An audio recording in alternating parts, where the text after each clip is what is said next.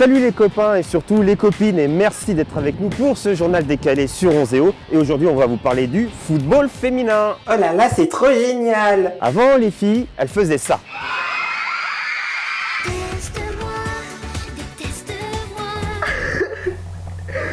Maintenant les filles, elles font plutôt ça.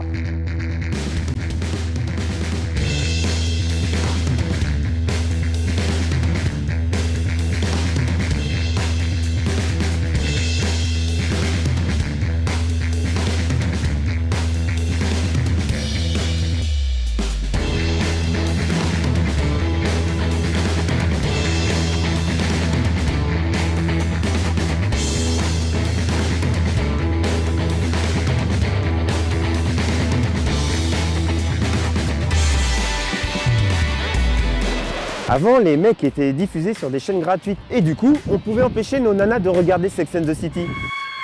Plus tard, ce jour-là, j'en suis venue à réfléchir au sujet des relations. J'en ai marre de t'en foutre, tu veux pas me laisser regarder Sex and the City tranquille? Bon, écoute, tu m'as pompé l'air toute la journée, t'as de la vaisselle à faire, alors tu files, ok? Non mais allô quoi, c'est trop cliché ce que tu dis. Avec l'avènement du foot féminin, ce sont les filles qui préfèrent regarder le foot à la télévision et les mecs qui en sont réduits à regarder Sex and the City. Plus tard, ce jour-là, j'en suis venue à réfléchir au sujet des relations. Attends, tu fais quoi? Mais je regarde le match. Mais tu veux pas me laisser regarder Sex and the City? Bah non, je m'en fous. Ouais, s'il te plaît. Bah non, il y a le match, je vais pas regarder Sex and the City. D'accord. Heureusement, certaines choses ne changeront pas et nous pourrons continuer à rester affalés tranquillement dans notre canapé en jouant à FIFA et en savourant une bonne mousse. Ça fait rêver, non? C'est trop abusé. Et ben, ce qui est trop abusé, c'est qu'après avoir piqué notre boulot, voici que nos nanas se mettent à piquer notre sport favori, le football. Ah ouais. Bon, ok, blague limite. Ouais, c'est scandaleux, moi je suis une vraie féministe et franchement...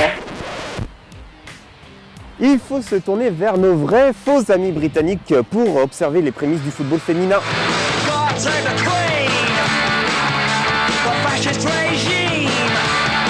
Mais non, l'autre, God Save the Queen.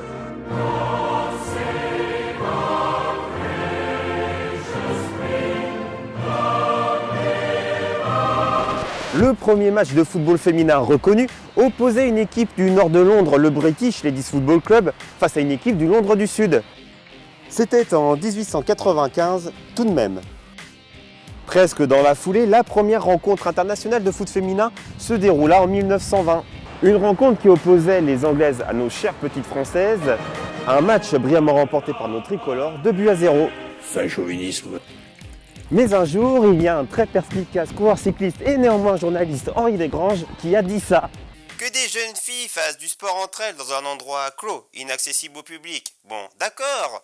Mais qu'elles se donnent en spectacle à certains jours de fête où sera convié du public, et qu'elles osent même courir après un ballon dans une prairie qui ne sera pas fermée par des murs épais, voilà qui est intolérable.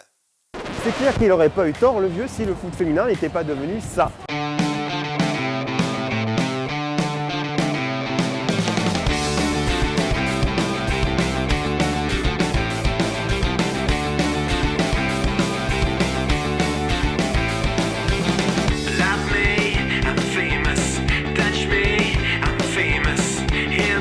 Ouais bah tu vois les filles, ça s'est joué au foot, dans ton La première compétition féminine reconnue par les instances du foot, c'était en 1984, alors que la première Coupe du Monde masculine fut organisée en Uruguay en 1930. Souvenez-vous.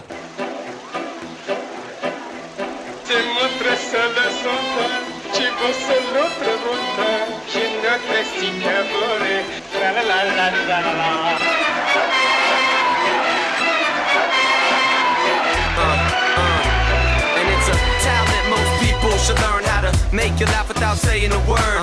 People have to yell nowadays to get heard. But Charlie was a man and that man could turn serious into delirious. He had a myriad of ways to paint this mountain.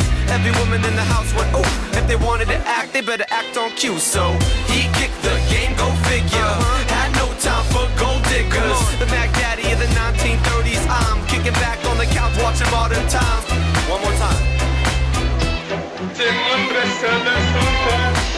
Bon, ok, pas sûr que tout le monde s'en souvienne. De toute façon, le foot féminin, je vote pour, surtout quand ça ressemble à ça.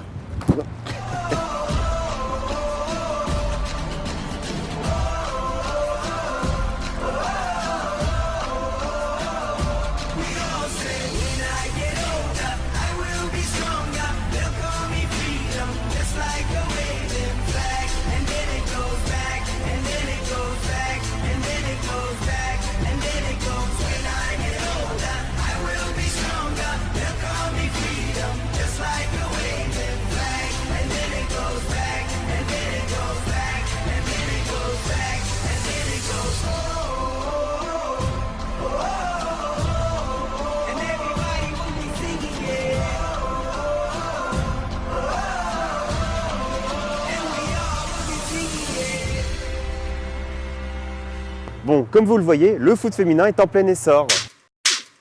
Franchement, t'es qu'un gros misogyne. Plus sérieusement, le foot féminin est un sport en pleine mutation. Coupe du monde médiatisée, joueuse de plus en plus connue et reconnue, mais le fossé avec le football masculin n'en reste pas moins immense. Tu t'enlèves rien du tout, tu me pèses et on prend ce qui est marqué. Non mais là je suis au max là. Eh ben tu fais... c'est pas de ma faute.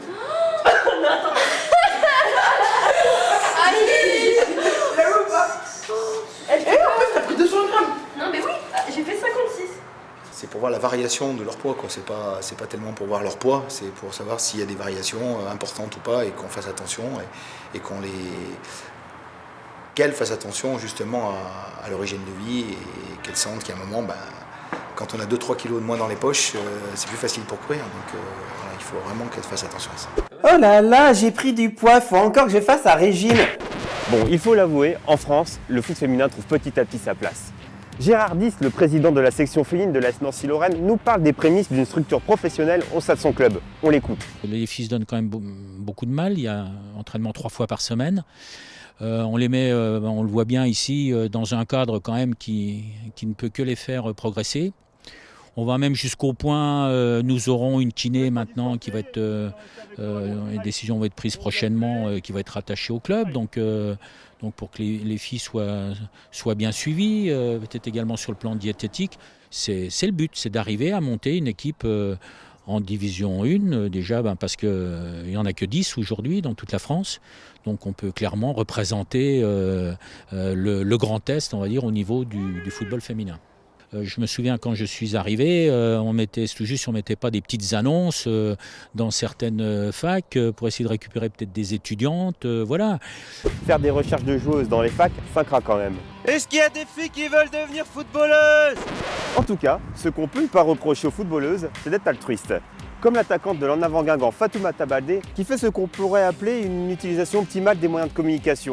On l'écoute. Là, cette année, je vais commencer une formation, je vais être en BTS MUC, en management des unités commerciales. Et du coup, en ce moment, je cherche une entreprise et ça va être en alternance. S'il y a une entreprise qui recherche quelqu'un pour une formation en alternance, pour l'instant, je n'ai pas d'entreprise, quoi. Donc voilà. Alors, je ne sais pas vous, mais j'ai du mal à imaginer Moustapha Yatabaré faire une demande de recherche d'emploi devant nos caméras. Hey, salut, c'est Moustapha Yatabaré, je suis actuellement à la recherche d'un emploi en tant que boulanger ou chez mon pote, Doudou Zercut. Laurent, tu payes pas, hein? Tu payes pas, hein?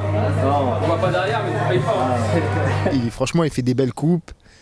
Et on profite de ses prestations, on va dire. Un bon coiffeur, c'est un bon coiffeur. C'est pour ça que j'ai besoin d'une petite retouche là. Hey Doudou, si tu veux m'embaucher, big up!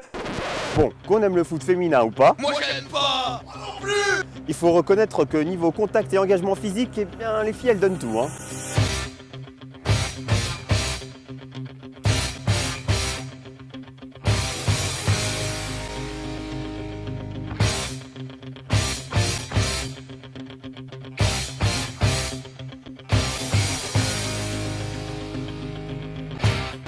C'est sûr, ça contraste avec ça.